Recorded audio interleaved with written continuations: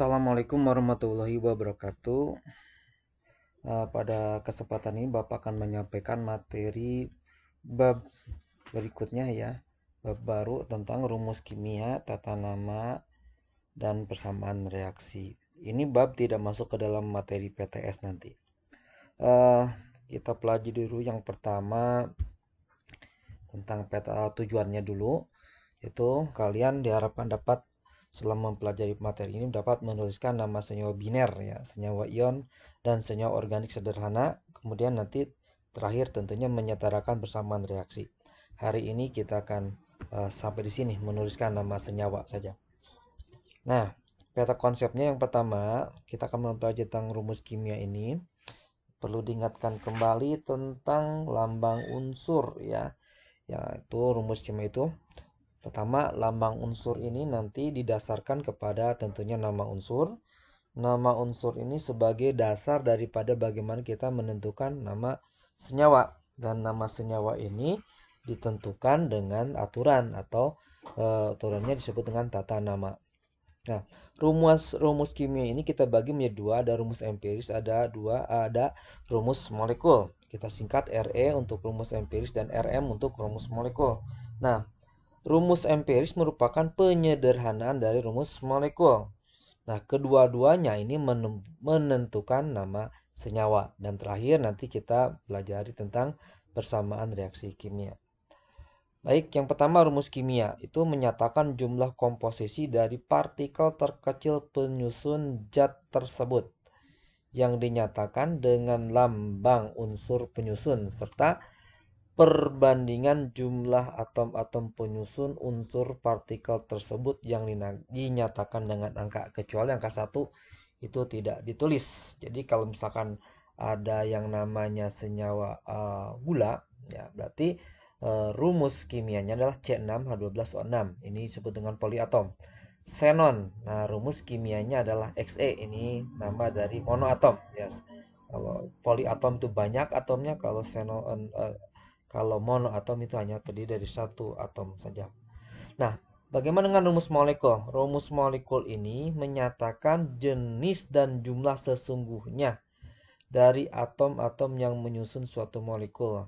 Nah, ini dinyatakan dengan yang dinyatakan dengan lambang unsur-unsurnya. Contoh, air itu H2O, glukosa itu C6H12O6, belerang itu adalah S8.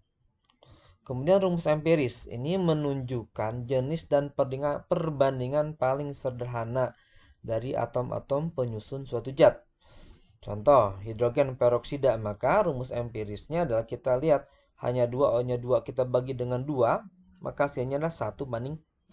Sehingga rumus empirisnya untuk hidrogen peroksida itu HO.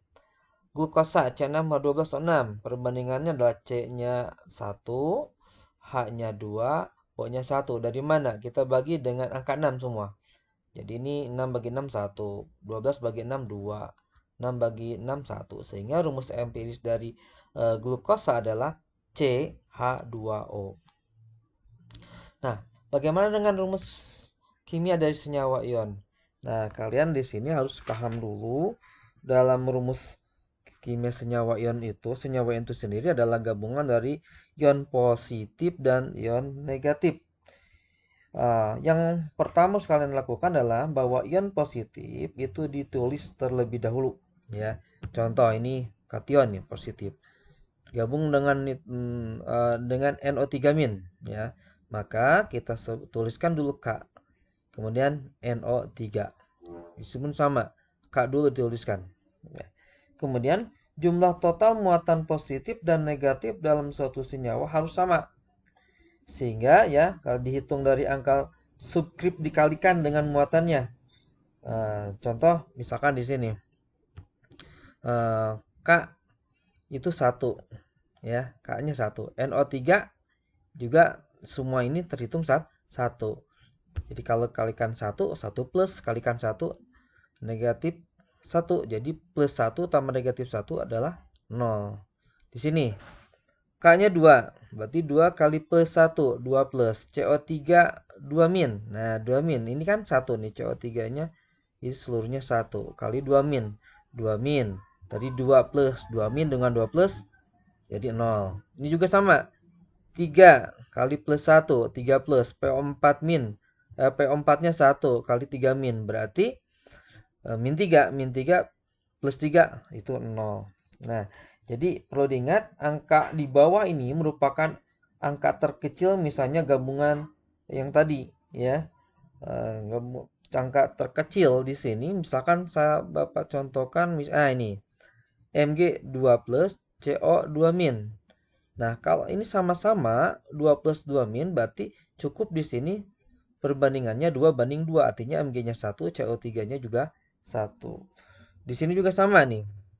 3 plus 3 min. Karena sama-sama 3 berarti perbandingannya 1 banding 1. Oke, itu ya untuk rumus kimia senyawa ion.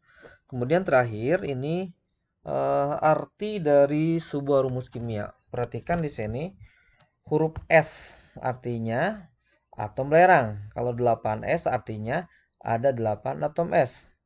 Kemudian S8, nah subskrip ini di bawah ini berarti menyatakan ini satu molekul belerang. Karena satu molekul belerang itu terdiri dari 8 atom belerang. MgSO4 ini kita sebut satu satuan rumus kimia garam Inggris. Jadi MgSO4 itu garam Inggris. Hanya ada satu, tidak ada angka di sini.